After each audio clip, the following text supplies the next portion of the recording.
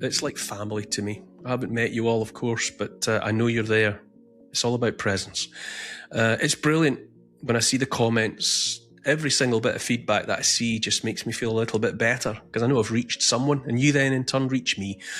I've got a brilliant guest coming up, a man of whom I'm very fond. I've met him a few times in the real world. He's got a strong, powerful voice. I can tell you that. I've been almost blasted back by it at times, like a hairdryer. He's someone who's well worth paying attention to, and passion is part of it.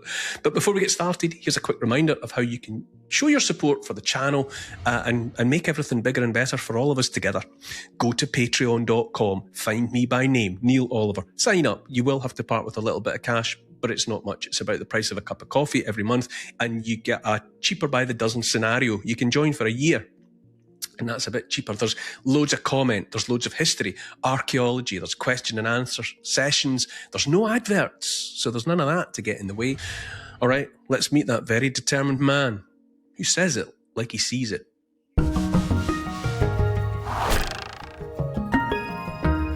My guest today is Del Bigtree. Surely a name and face familiar to many of you, if not all of you. Del is a broadcaster and filmmaker.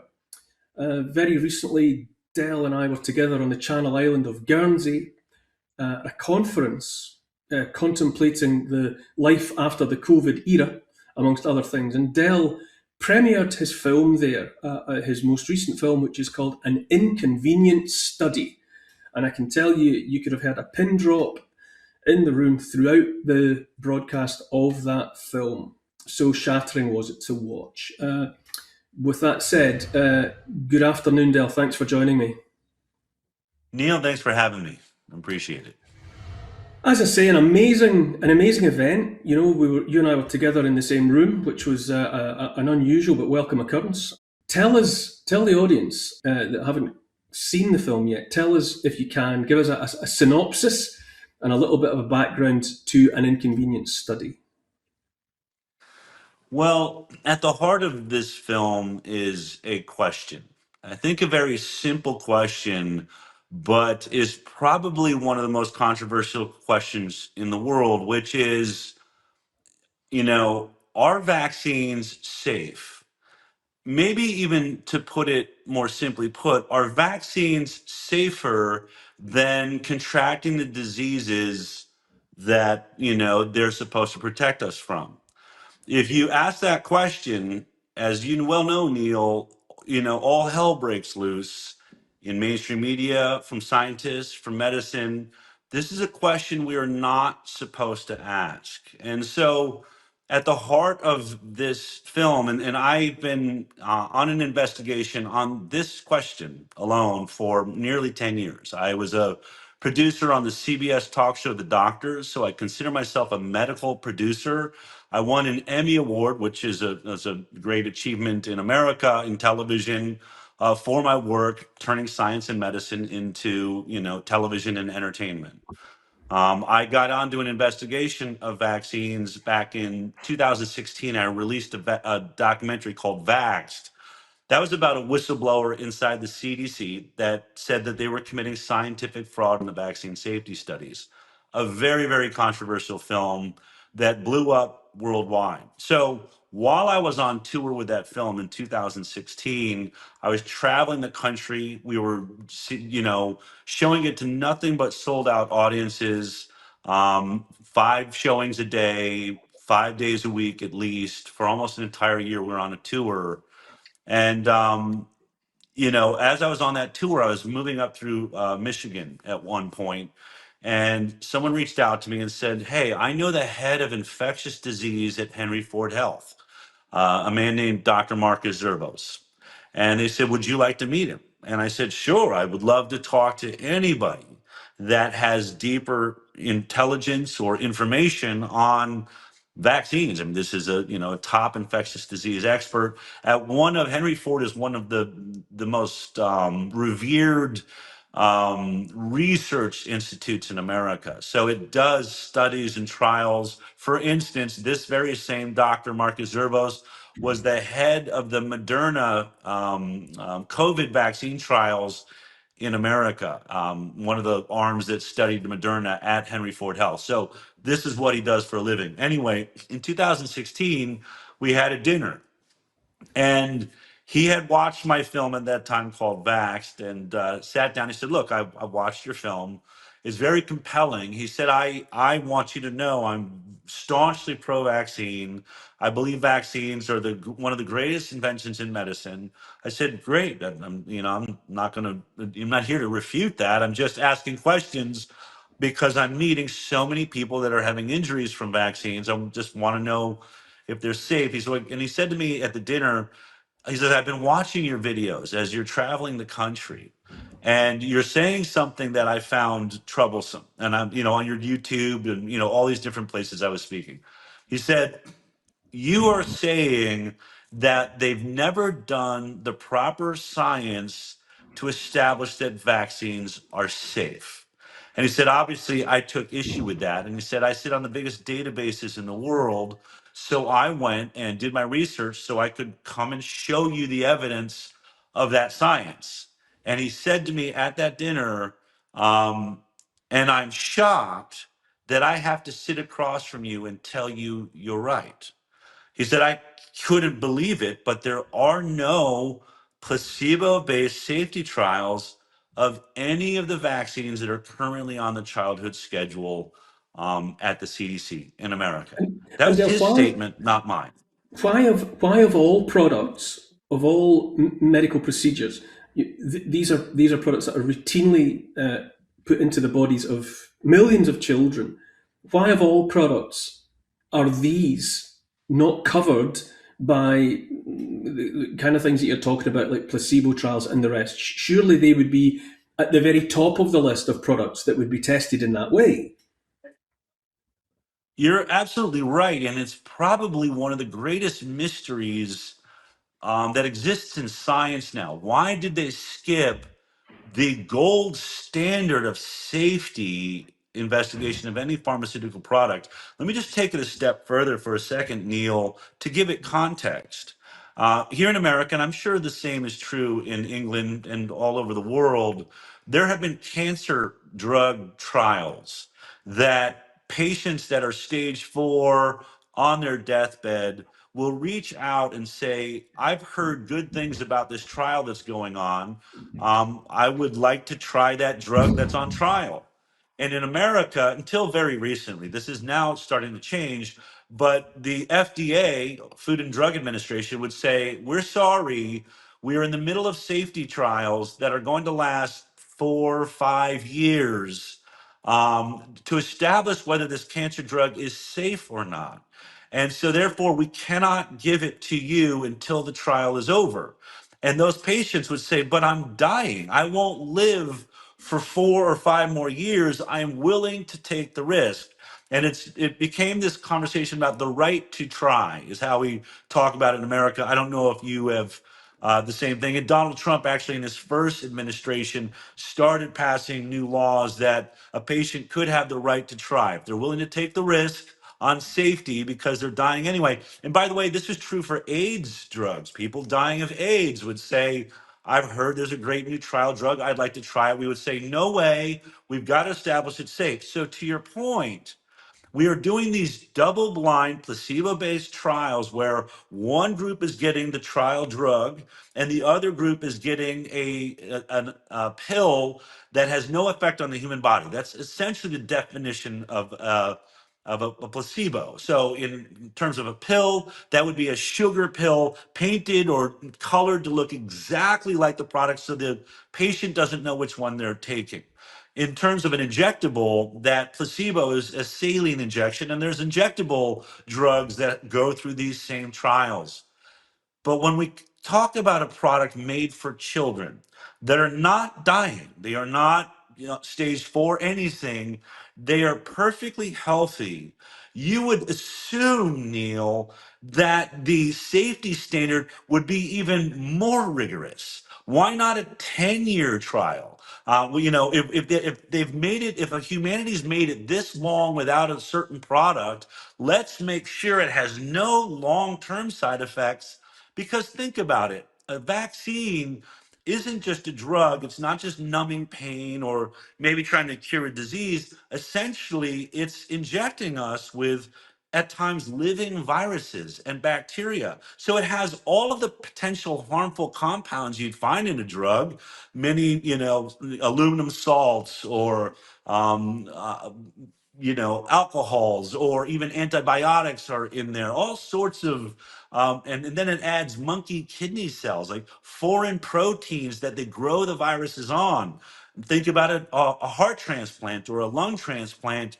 If you have a foreign protein, another protein that's not native to your body, put in your body, you usually have to take drugs the rest of your life so your body won't reject that. So there's serious questions about monkey kidney proteins, hamster kidney proteins, or in America, for the religious people, aborted fetal cell lines. The DNA of aborted babies is being used to grow viruses like, for instance, the measles virus. So you would assume anyway, with this sort of almost witch's brew of proteins and heavy metals like aluminum, which is one of the premier adjuvants used in vaccines, polysorbate 80, nanoparticles, fatty lipids that can cross the blood-brain barrier, all of these things into a perfectly healthy child.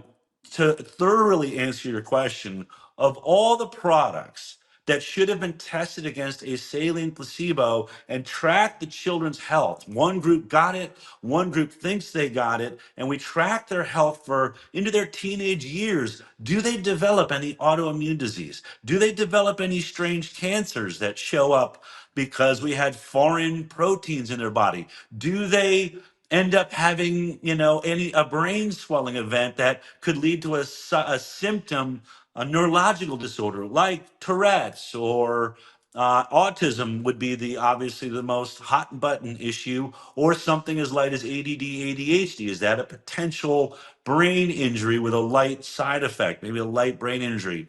All of those things, I think, are things that we all assumed were studied and tested in these products.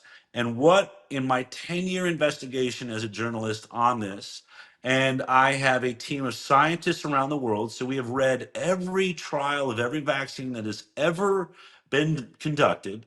I also have a constitutional attorney, because in the United States of America, you can't sue the manufacturers of vaccines if they hurt you or hurt your children or kill or maim somebody. So So, in the in order United to get to the bottom of the information, you would need to sue the government and find out what they know, since they're protecting this industry. And I've done that too. I've won lawsuits against the FDA, the CDC, NIH, Health and Human Services. So I think I've done the most exhaustive study that has ever been done on this issue, one issue. Are vaccines safe? I'm not even really questioning if they're effective. We hear that they're safe and effective. I've focused on one word. How do we establish they were safe? And what I can tell you is we didn't establish it using the gold standard of safety testing, a placebo-based trial.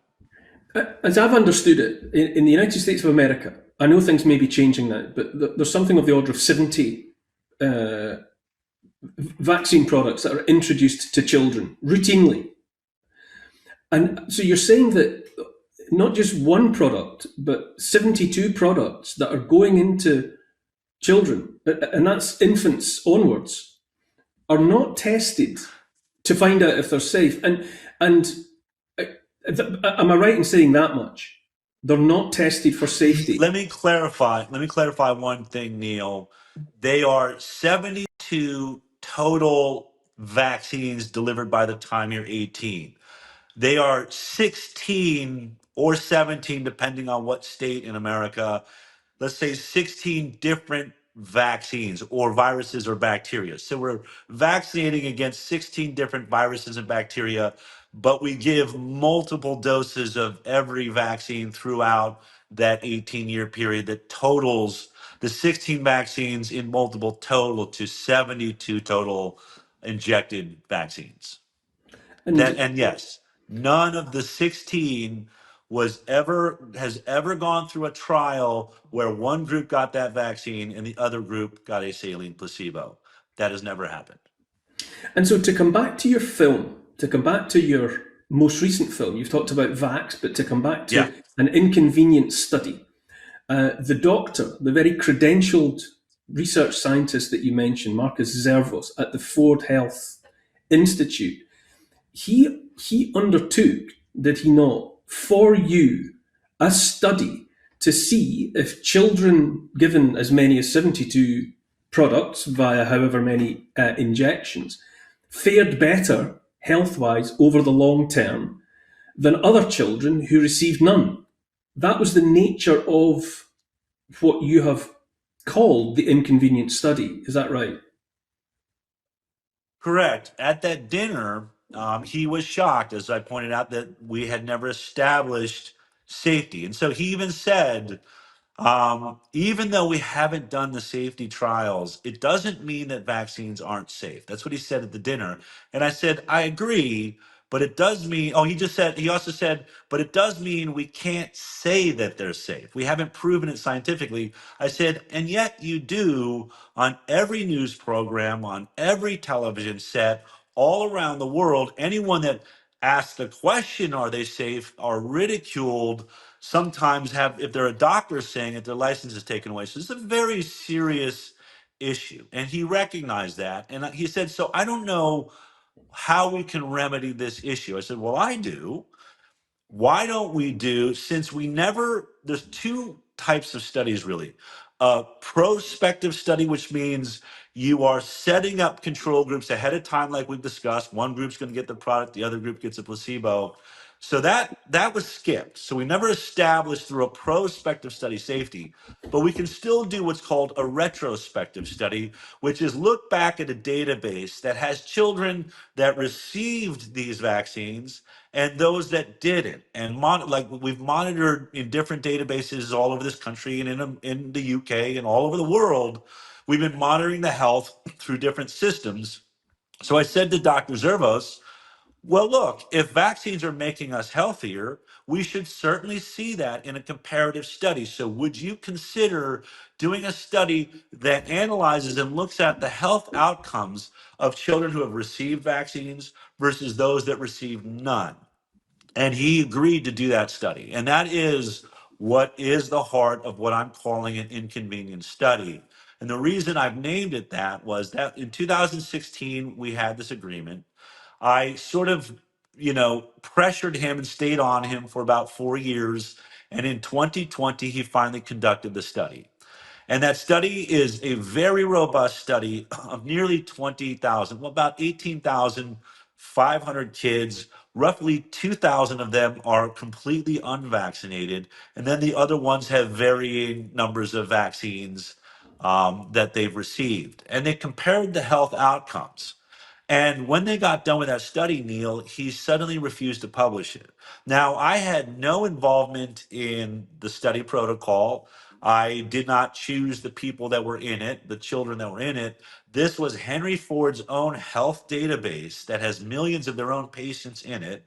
They selected out the children that they had tracked that were born into their system. So they could track, they knew their health. They didn't come in from somewhere else. They knew whether they were born healthy or not. So they took only the 20,000 healthy kids that were born healthy, then those that received vaccines and those that didn't. He refused to publish it and he wouldn't show me the study. So this was 2020, by 2022, I finally asked him if we could go to dinner. And I went to dinner with him again. Only this time, we knew the conversation was going to be about this study that he was refusing to publish. And I brought hidden cameras and recording equipment because I wanted whatever he said, that it wouldn't be my word against his. I thought it would be very important, no matter what happens in the future of this study, that he be on record for why he wasn't publishing it. And that is really, I think, one of the most compelling parts of this film. You get to watch, I think, nearly 20, 25 minutes of a hidden camera conversation where he's very candid. But as you know, in the film, he lays out and he hands me the study. And he says, I stand by the study. I asked him, is there a problem with the study? Is there a problem with how it was done? Is there any way this study could be done different? Was there anything wrong with the participants in the study? No, no. He says, this is a very important study. I'm just not going to put it out because it would be the end of my career. He, in his own words, I would be finished. And you can feel his heart. You can feel his fear. He seems very afraid for his career. If you want to get into the actual data and the numbers, we can, but that is what this film is about. This film is And about a challenge, if you will, of a major scientist that claims to be pro vaccine. He does a study. I believe the intention of his study was to prove me and other so called anti vaxxers wrong about the safety and health of children that are vaccinated. And he ended up doing the study and getting results that were so bad that he was terrified to publish the study. in simple, comprehensible terms, what is the difference, as implied by the results of the study, between the health outcomes of unjabbed versus jabbed children? Is there a metric that we can use that enables people to get a sense of the difference between those two groups of children? Yes, there is.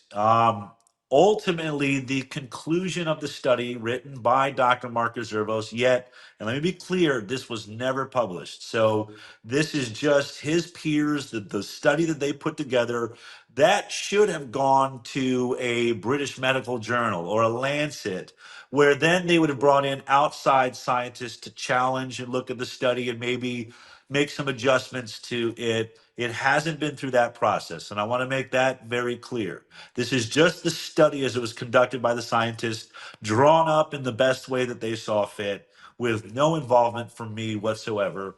And by the way, an institution that claims to be all pro vaccine.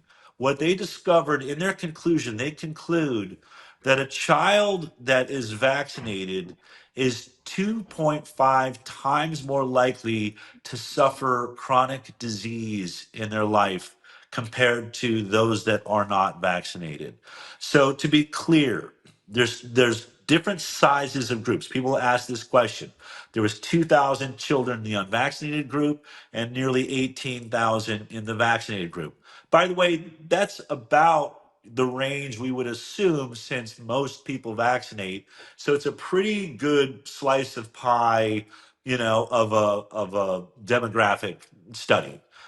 Now, it's not saying, for instance, that there was five amongst the 2,000 unvaccinated and five amongst the vaccinated. So it's an equal comparison. What they do is they do the ratio inside of that 2,000 unvaccinated. What was the rate of neurodevelopmental disorders? What was the rate of speech delays? What was the rate inside the unvaccinated of autism, of ADHD, of cancer, even? And then they did the same thing inside of the vaccinated group. What was their percentage rate, of these issues? And what they discovered was that in the vaccinated group, you were 5 to 6 times more likely to have a neurodevelopmental disorder compared to the unvaccinated children. You were 6 times more likely to have autoimmune disease compared to the unvaccinated kids. And let me be clear, I'm saying 6 times. I'm not saying 6% more or 60% more. We're talking 500 to 600% increases in the risk of establishing an illness. And the most shocking part of the study was they did a time to date. They said over the course of 10 years in these children's lives, what is the likelihood that they would develop a chronic disease? And what they discovered that within 10 years, 57% of the vaccinated group were going to develop a chronic disease by 10 years old. So more than half of them, chronic disease is really two groups too, by the way, Neil. neurological, neurodevelopmental disorders, or autoimmune disease. Those are really the body of that autoimmune disease space, with all sorts of, variations inside of those categories. So 57% of the vaccinated kids were going to have at least one either neurodevelopmental disorder or antibody issue, or immune issue. Yeah, amongst the unvaccinated, that rate was only 17%. Only 17% of the children that got no vaccines would have chronic disease. And that is where they get the 2.5 times the rate of chronic disease. But what we're saying is if you're vaccinated, you have a worse than a coin toss chance, flipping a coin, of your child having a chronic disease in their life. Whereas, nearly 83% of the unvaccinated children, they're never going to have that issue.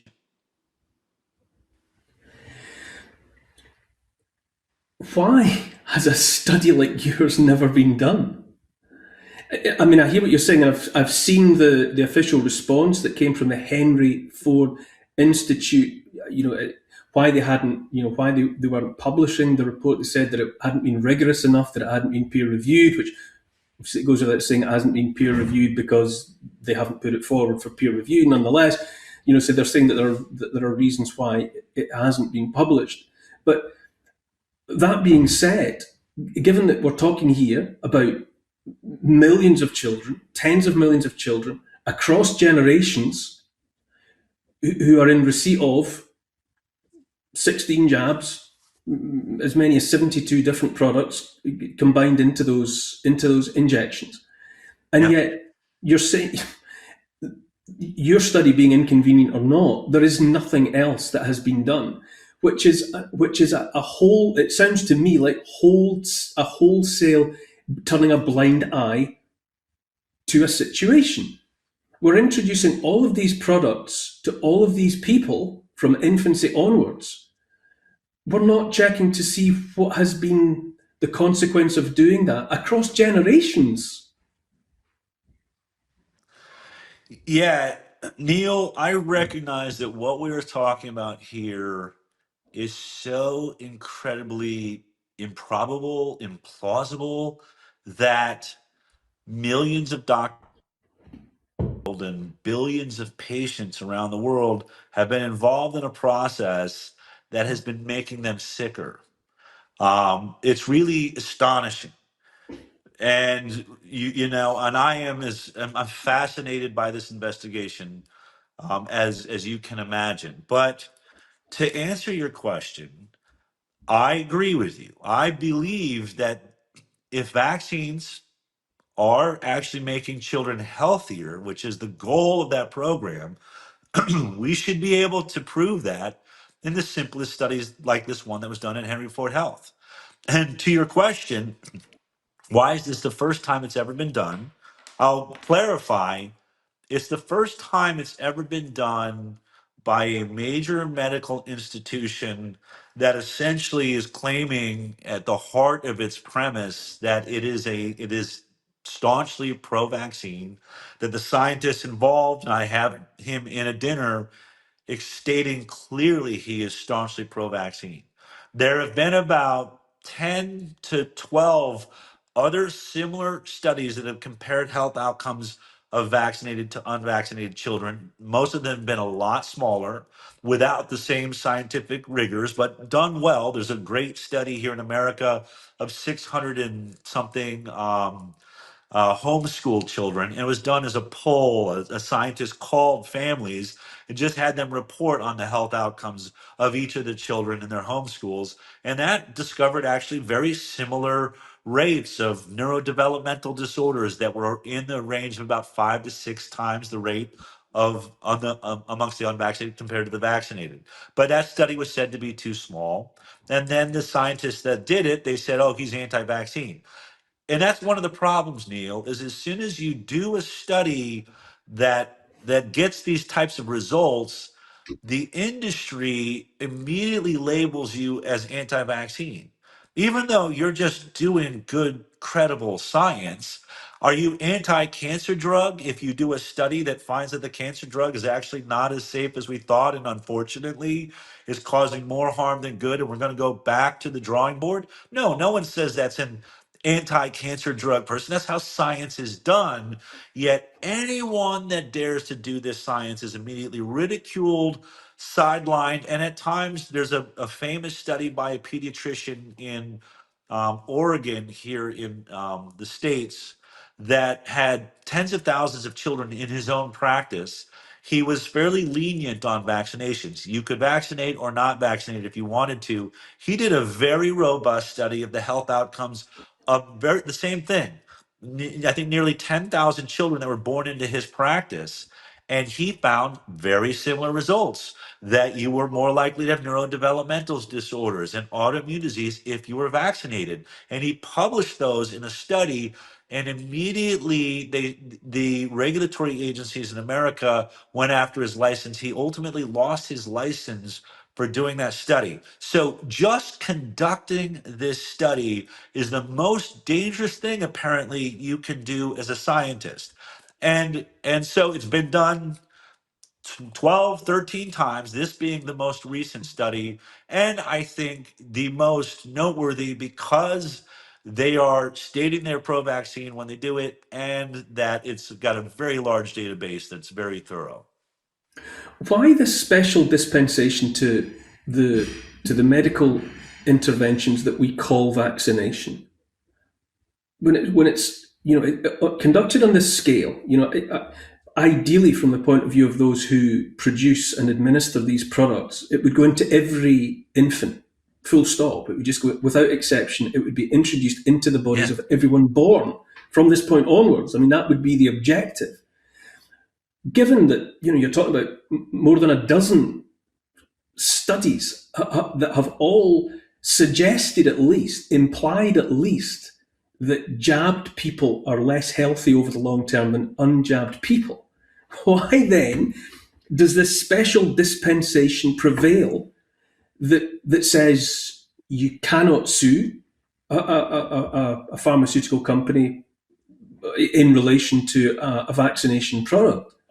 That protection does not extend to any other product that I'm aware of produced by the pharmaceutical industry. There are consequences for everything else. So why, given the scale of the use of these products, are vaccinations given this free ride, get out of jail free card?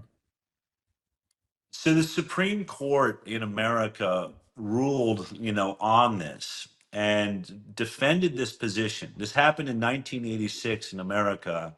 The pharmaceutical industry said that they were losing, this was their own statement, they were losing so much money from death and injury cases in court that they couldn't make a profit on anything labeled as a vaccine. And so they essentially threatened to pull that product off the market. All the manufacturers came together in a joint movement to say we will all remove our vaccines from the market unless you protect us from liability. And the Supreme Court backed this up, saying, this was their quote, because vaccines are unavoidably unsafe. Their words, not mine, that America and our system, and I think this is really true, is being recommended by the government.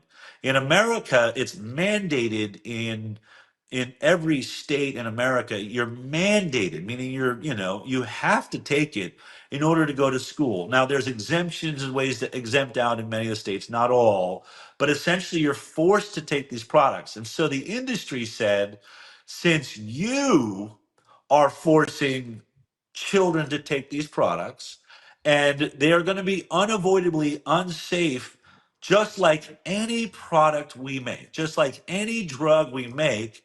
There are people that are not going to, they're going to have side effects. Some of those being death. We know this to be true for every pharmaceutical product. There's nothing different about vaccines. And so, what the Supreme Court agreed was since our government is making people take it, it should not be the liability then for the manufacturer that it's going to kill and injure some people. We know it is by definition because it's not safe for everybody. Therefore, it should not be the industry that takes on that liability. It should be the government of the United States. And that is the decision that was made. And in some ways, Neil, you can understand the logic behind that, right? This happened all over again with COVID vaccine. If you remember, we got to see this in real time.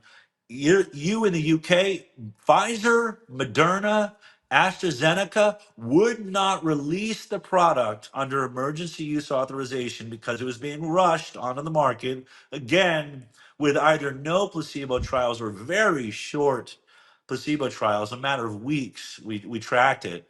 But they said, and there was a very famous statement by the CEO of AstraZeneca, we will not take on the risk for long term effects from this product that we did not have enough time to study. Because the products were being rushed onto the market, Israel started with it. I think they were the first ones to give complete liability protection to Pfizer. But all around the world, every nation said, we will exonerate you from all injury from the COVID vaccines. We're going to take that on because we are so afraid of COVID and we recognize we are rushing this untested product onto the market. Therefore, it's our responsibility, not yours. And that liability protection was given to these products all around the world. But it goes without saying, surely, if you've got massive multi-billion-dollar pound industries for whom profit is king, if they find themselves, if any business, and we all know about the banality of evil, courtesy of Hannah Arendt and the rest, if you create a situation where people don't have to, there is no risk from producing an unsafe, even a dangerous product. There's no operational incentive to make your products safe because in that climate that you've just described of no liability, it doesn't matter. You can bring forward something that is unsafe. You don't know how safe it is. You could even bring forward something with malign intent, hypothetically speaking. And Yeah. consequences being consequences, wherever the buck stops, it's not with the pharmaceutical company. So its attention to safety, presumably, can go right out the window. In fact, is incentivized to do so. To make it clear, in the laws in America, this liability protection comes only to issues that you did not know about. So what they're essentially saying is if you do a safety trial and like where one group got the placebo and one group got the vaccine, and you find higher rates of let's just say ADHD. Let's just make one up. I'm not making a claim, but you saw that and then you didn't report it in the warning label, then you might be liable. That'd be the only way to get around this liability protection. So what you're doing, what the government ended up doing is saying, don't do any safety studies. Don't do any at all, because in this case, ignorance really is your defense. Ignorance is bliss. And so we've incentivized for them to not look for any side effects whatsoever, because if they find some, now they're going to have to at least warn you about it. Whereas if they don't know about it, they are completely protected. So it is the most backwards approach towards anything that should be designed for health. It really has turned this on its head. And remember, Neil, when we think about the pharmaceutical industry, there's no one on this planet that I've met that doesn't recognize that the pharmaceutical industry tends to make decisions based more on its bottom line than on the actual health of people. We've watched them lose multi-billion dollar lawsuits for products like Fen-Phen or Vioxx, or most recently in America, a huge issue with OxyContin and oxycodone, where they said they were safe, and that proved to not be the case. So, and then I think even more egregiously, Johnson and Johnson, who made one of the COVID vaccines, their talcum powder product that is in multiple baby powders, they have known for 50 years that it had asbestos in it. That when they were mining talc, there was no way to separate the talc from the asbestos. They knew that. We discovered that they knew that in a lawsuit, I think it was about 3 years ago now, and they lost, I think it was a $3 billion lawsuit. It's not going to save all of the women and children's lives that died of cancer from sprinkling this stuff all over their naked babies' bodies. So that's how egregious. And when we've seen these companies in these lawsuits, we see that they have internal memos, like Vioxx was a good one, where they were causing heart attacks from that product. They did a risk evaluation and recognized it caused heart attacks and said by the time that is discovered, we will make so much money from the product, we will be able to handle that lawsuit. And so we've seen this in car manufacturing companies and cars that exploded, that they said, hey, it's so rare, let's just leave it alone. A recall would cost more than the damages we'll pay in lawsuits. So we know this about big industry. I don't want to just single out pharmaceutical, but pharmaceutical does this all the time. So why would we give them one sector of their product lines that is absolutely free from legal scrutiny? It's really, really dangerous. And it's amazing that they've gotten away with what I think is more of a dogma when we look at this. We all religiously believe that these products are safe and effective because we're told that they are from the moment we're in elementary school, from the moment we're injecting them into our 1 month, well, in America, day one old babies. Oh, it's safe and effective, it's safe and effective. So we've all been a part of this process. So now that you and I are sitting here, I am telling you, we don't know if these products are safe at all. And what we're seeing in these comparative studies is a massive destruction of actual long term health from these products instead of the opposite. And in fact, in the case of the pharmaceutical companies, it's imperative that they don't know if these products are unsafe. That's the Right? necessity. It's don't ask, don't tell. Correct. For God's sake, don't anybody conduct any sort of research or ask any sort of questions that even begins to suggest that we knew in advance that there might be a problem here. You might as well fill the hypodermics with with blindfolds on and oven gloves on your hands, rather than Yeah. seriously know what you're putting together and therefore what it might do. You might as well do it blind. I think it's important, Neil, to point out that I don't think, I mean, this could sound nefarious, and I don't want to make some accusation that there was a nefarious intent around this. Instead, I'd like to look at how human beings are wired and to understand what was tested. What has been tested in vaccines is, do they create antibodies for the disease we're vaccinating for? Those are the only studies that have been done. And the assumption has been that if they create antibodies to that disease, then those antibodies will be long lasting and will protect us from, essentially contracting the whole symptomology process of that infection.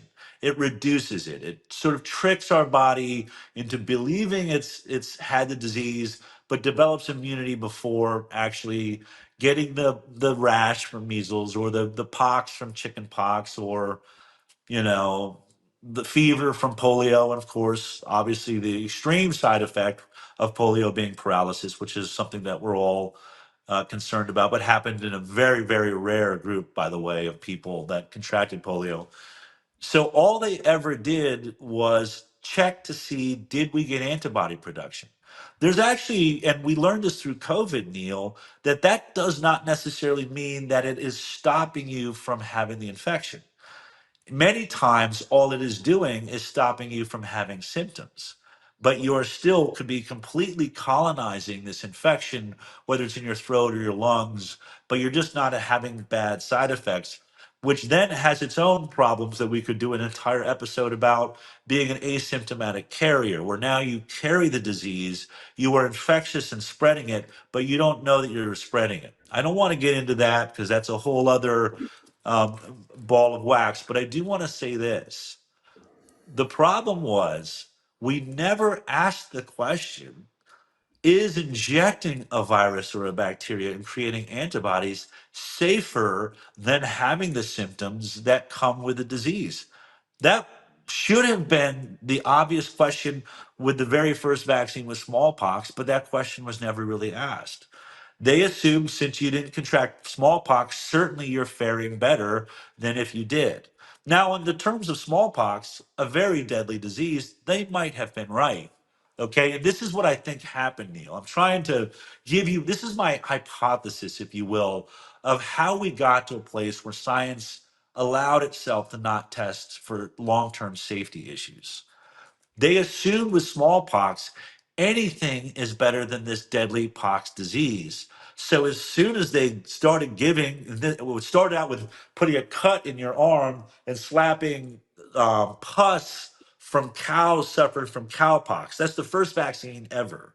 They did see that that person, if they didn't die, some of them did die from the cowpox that was slapped into that cut. It was not the safest way to do it, but on margin, fewer those people did not contract smallpox, and so they assume if you're not contracting smallpox, you didn't die, you're doing better. So that's the assumption, right? We don't have to test safety. We know that if you don't get this lethal disease, or at least have a strong symptomology to it, you're going to do better. I think that assumption then persevered. It then became with polio. Can we create antibodies to polio that in rare cases is causing paralysis and in very, very rare cases causing death? Well, we created the antibodies. You're not going to catch polio. We've given it, and we are seeing the result. By the way, they see I am not attacking efficacy. We see that the vaccine is stopping polio. We see that the vaccine keeps you from contracting measles. But what was never done was look at the long term health effects of going through this process. Did you, by and large, over time, though, actually increase the lifespan of the people that were being vaccinated? And that is what this study is addressing now at Henry Ford Health and the 12 other that I've explained. And there's a really great video in my film of a scientist, Dr. Peter Abe, who did a study much like this in Guinea-Bissau, Africa. He was pro-vaccine. He did a DTP, diphtheria, tetanus, pertussis vaccine program in Guinea-Bissau, Africa. And 30 years after the fact, he decided, you know what? He recognized that the way that the rollout of the vaccine had worked, the age groups, the timing, the difficulty getting to some children, that half the kids received this vaccine in Guinea-Bissau and the other half didn't. And they had really good medical records. So he thought, well, heck, let me go back 30 years later and see how those children fared through life. It was the first time this study had ever been thought of, Neil. What are the long-term health outcomes? And what he discovered was shocking. The children that received the DTP vaccine that he had delivered were 5 times more likely to have died inside of those 30 years than those that did not receive it. And what was shocking was they had reduced their susceptibility to diphtheria, tetanus, and pertussis. So the vaccine was effective. It blocked those viruses. But what no one tested, which became clear in this retrospective study, was it was making them more vulnerable to other issues like, brain swelling from a mosquito infection or river blindness or all of these other diseases. It protected the disease they were vaccinating for, but apparently lowering their immune system to handle all of the other issues they were going to confront in their lifetime, thereby making them 5 times the death rate. by being vaccinated. That is what triggered Robert Kennedy Jr. and I, by the way. That study came out in 2017. That's where Robert Kennedy Jr. and I came together and said, wait a minute. If we just discovered 30 years after the fact that one vaccine for three illnesses was increasing the death rate by 5 times, what happens in a country like America where we have, as you said, 72 injections of 16 vaccines that have never looked at the long term health outcomes? Is it possible we're having a similar problem? That is the question we should be asking, Neil. This isn't an attack on vaccines. This isn't an attack. And by the way, maybe there was a benefit to the risk of polio and smallpox. Maybe there were long term health consequences that killed some people, but perhaps they didn't outweigh the people saved by receiving the vaccine. I'm not saying that's not true. But was that true when you started adding more and more vaccines, especially for much more trivial illnesses like chickenpox, like measles, that had death rates of like 1 in 500,000 before the vaccine came along? Did we make a mistake by carrying the same long term risks of hurting your overall immune system while protecting these diseases? We have got to do this investigation now. This is the scientific method at work. I'm not accusing anyone in medicine or science of anything except, I think, being too relaxed on the investigation of long-term health. We need to do that investigation, and these studies, like Henry Ford Health, I believe should be conducted on every database in the world. I want to make this clear, Neil. This film and this one study do not prove that vaccines make you more sick. It's one study showing that. But what it is showing us is a very frightening signal that should inspire in a natural world without corporate interests, should inspire every scientific agency to conduct the same study and see if they are seeing this same signal.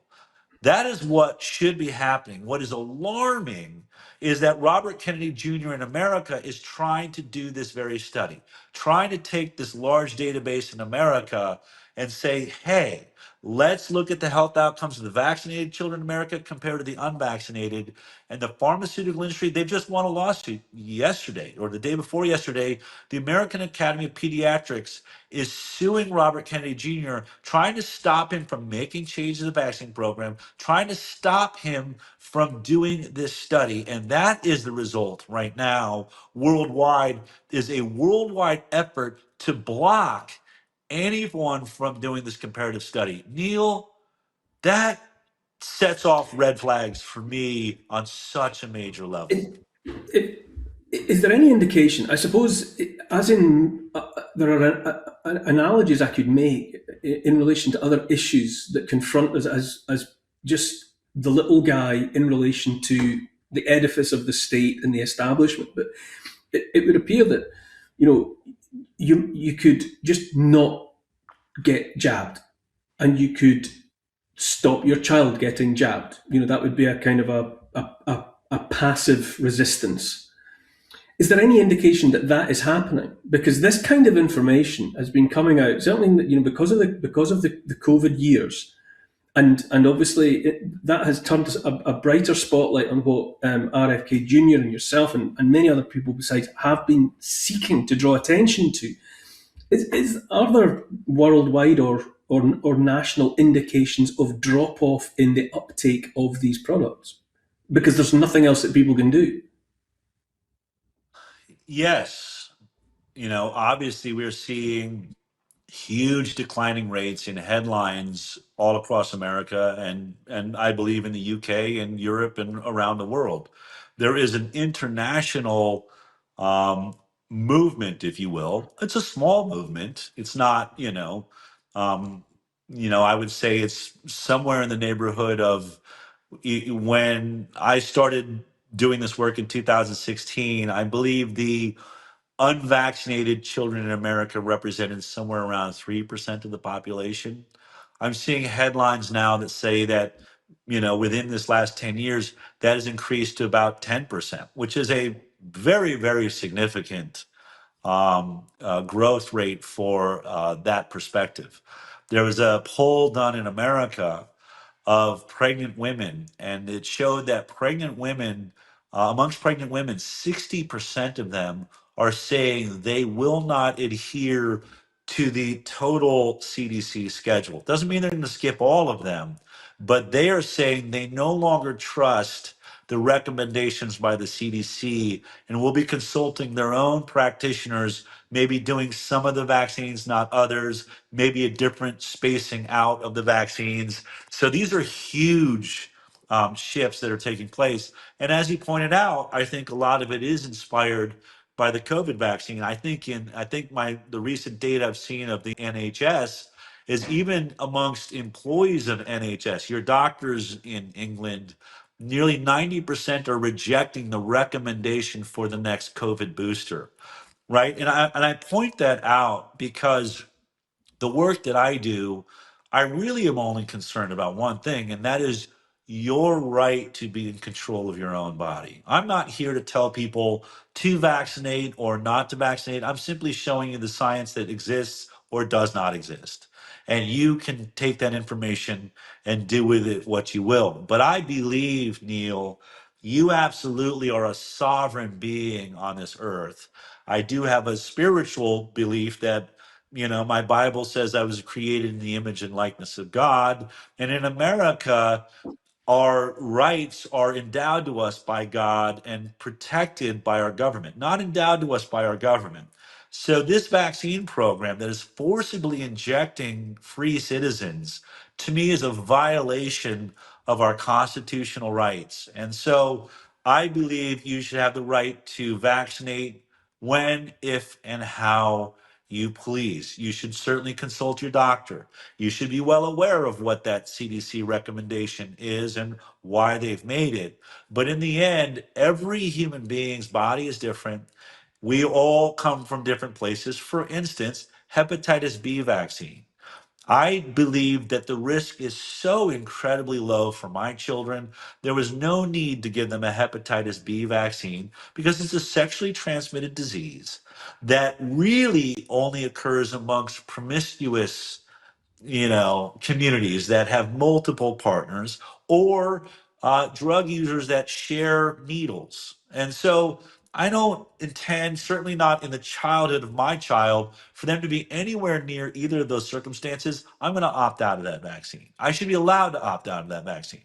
And on and on and on. I can look at the measles in the 1960s, which had a Brady Bunch episode, our famous sitcom, where the whole family contracts measles and there's a laugh track and they're giggling. And the little boy says over a game of Parcheesi at the end of the episode, boy, if you have to get sick, you sure can't beat the measles, you know? And because it was such a light and trivial disease, it has been changed by the pharmaceutical industry that has massive control over our governments and of our media. Now we see measles as deadly, but ask anyone with silver hair walking around your neighborhood, did you have the measles and how deadly was it? And they'll laugh. They'll say, no one died.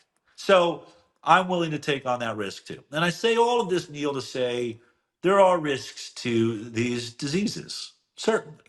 But they were all very, very low risks, apart from maybe smallpox.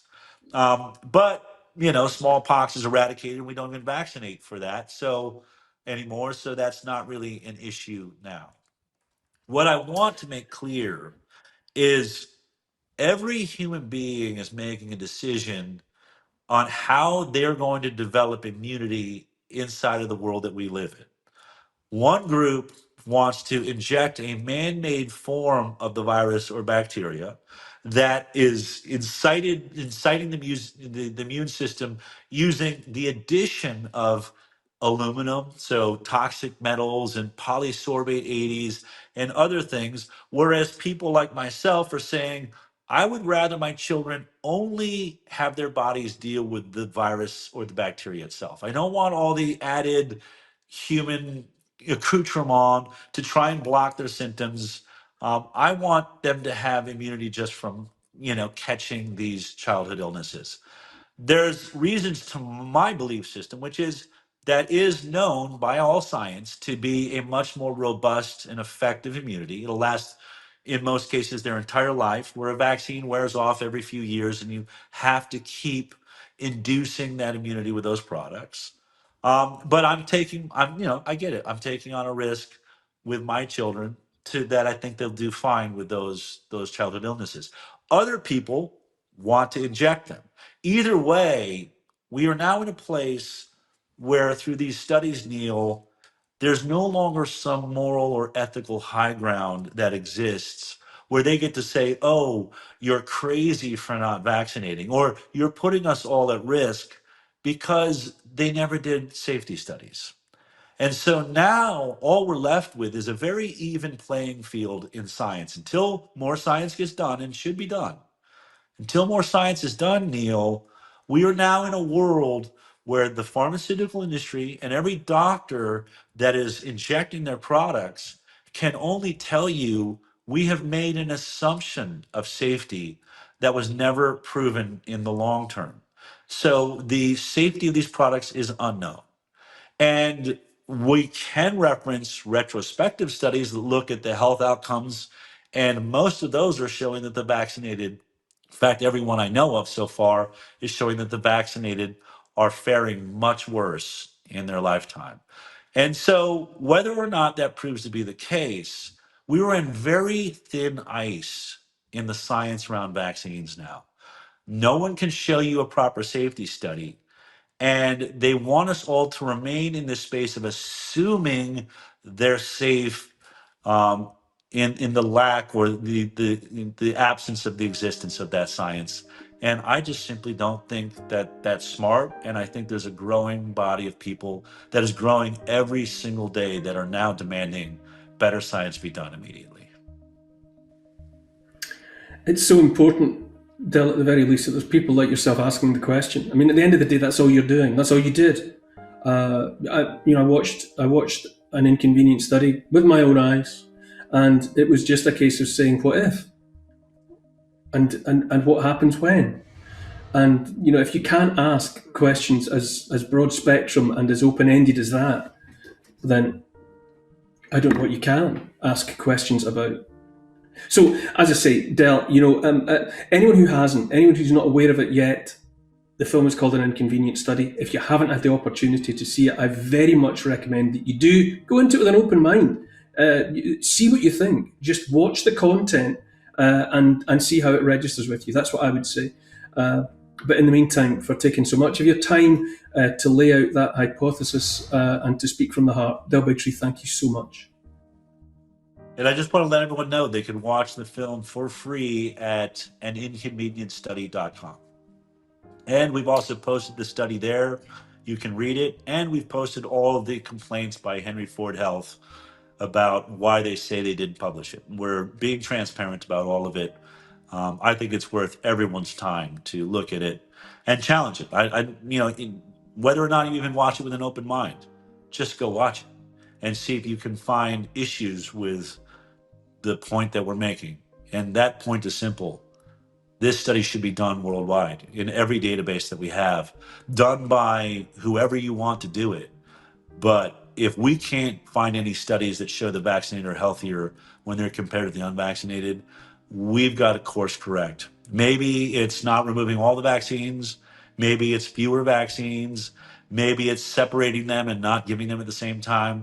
There's a lot of things that would have to be understood, but that work should begin immediately. Thank you for taking the time, Neil. I appreciate it. Such an important case that you make, Del Bigtree. Thank you so much.